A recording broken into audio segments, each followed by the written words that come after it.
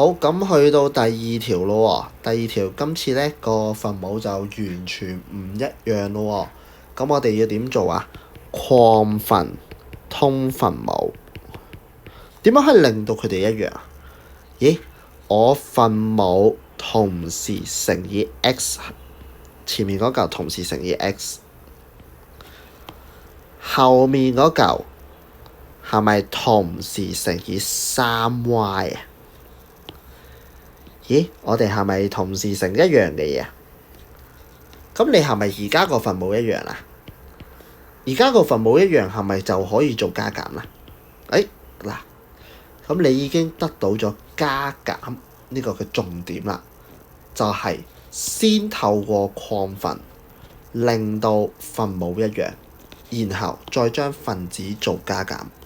好啦，咁你就會做到呢個答案就會係 dot 㗎啦。